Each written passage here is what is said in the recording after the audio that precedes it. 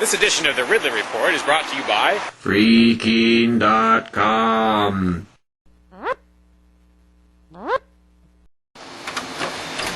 Decades overdue, it's finally starting. Some semblance of a property tax revolt in New Hampshire. By declaring his controversial home a parsonage or church or something like that, keen radio host Ian Freeman has probably triggered the 3-year countdown to having the home taken. Now, when I say home, there are really different words that I could use for this spot. I could call it the Keen Activity Center, which is sort of part of the, duplex that makes up Ian's property.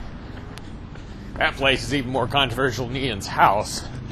Although, I'm really not sure what all the definitions are here and what all the geographic significance of each part of the property is. And I'm not sure if the Keen Activity Center is part of that, if it's just Ian's house. But anyway, the important thing is there's a property there that's basically going into revolt status. Now, if I understand correctly, this situation is different from what's developing in Grafton, where Free Stater John Cannell owns a church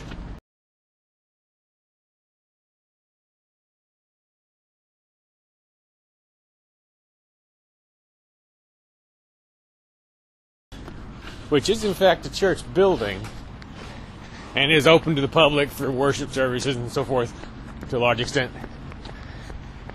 I'm assuming he, kind of went through the normal paces that you go through in terms of paperwork and so forth. I'm not really referring to that as an attempted revolt. Who is the guy in the hat? The man right there stole my phone.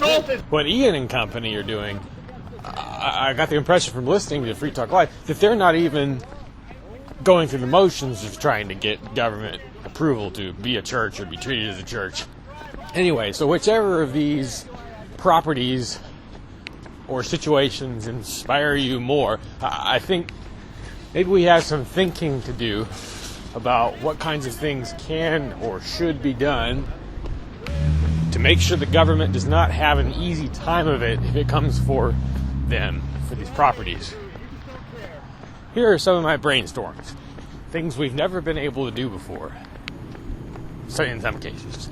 Let's say we get to the point, perhaps in the year 2016, where the house is now at risk of confiscation.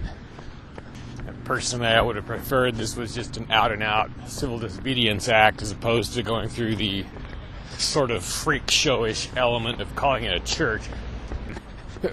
People naming themselves all these titles that people are just going to laugh at. But the number one step that I think should be taken, and actually the step I take when I'm around the Keen Activity Center, is to try and become an asset to the neighborhood for a change. And by that I mean enough of an asset so that you're actually perceived as an asset by the neighbors.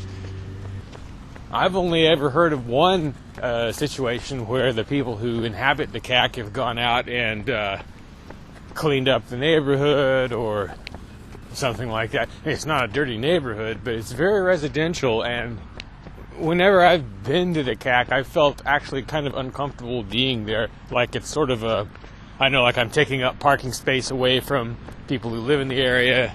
There's not really many places to park. Maybe that situation's changed somehow since I was there last. But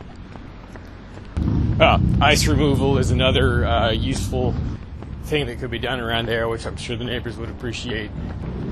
Ideally, as Ian is always saying, you don't want to do this kind of thing in isolation. And that's why he didn't do it for all these years, because he thought he would be kind of alone.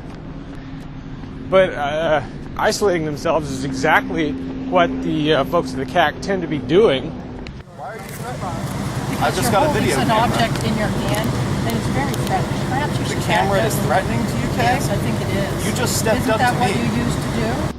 By failing to win the support of the neighborhood, at least some support. Well, they probably get some, but I don't sense much effort to maximize that.